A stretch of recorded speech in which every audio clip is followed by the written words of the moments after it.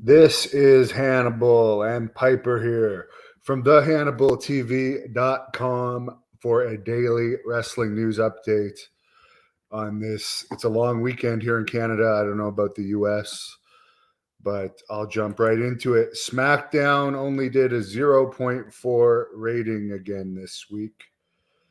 And of course, as I previously reported, they did announce that Sasha Banks and Naomi have been suspended by WWE on SmackDown. And now I guess their WWE Facebook pages that WWE was running have also been taken down. Apparently, both ladies were close to having their contracts run out, according to some sources. However, they're not going to just be able to jump to AEW if there's still time left on their contracts and they've breached their contracts. So time will tell what ends up happening with them. AEW's CM Punk put out a tweet that didn't mention Banks or Naomi, but he said, quote, "Doesn't matter if your opinion of your coworker is positive or negative, stand with them because they'll do the same thing to you and you'll wish someone helped. Trust me, you're expendable. Together, you're unstoppable," end quote.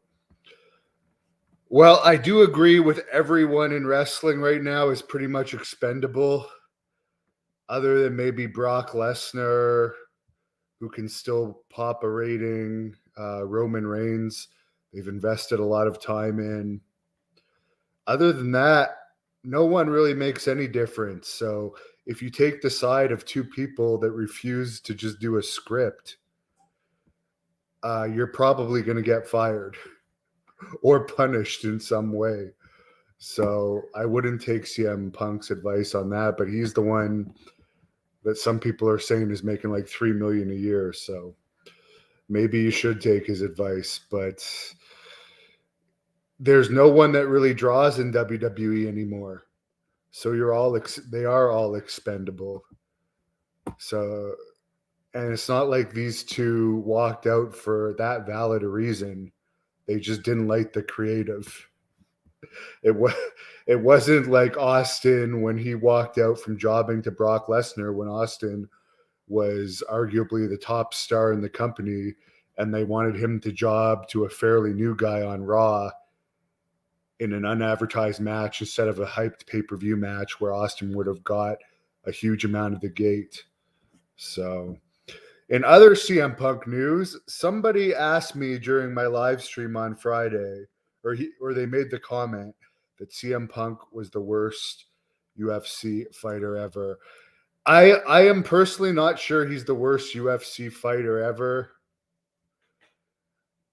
because although his second opponent was another unskilled opponent who was 0-1 and never fought again after he fought CM Punk, he was basically a jobber that ended up winning, because Forrest Griffin, who I interviewed right before that second CM Punk fight, told me that UFC was expecting CM Punk to beat that Michael Jackson guy. So it was an upset. And I remember Dana White saying after that fight didn't even belong on Fight Pass, let alone UFC. And of course, Fight Pass is their streaming service that airs MMA from other promotions.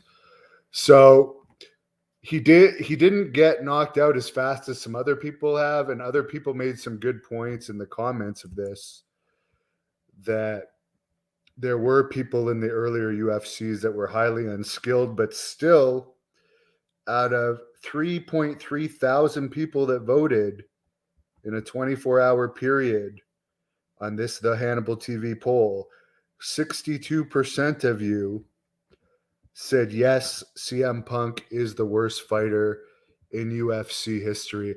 And somebody did comment, and this is valid, maybe he's not the worst, but he did have years of training under the very best coaches.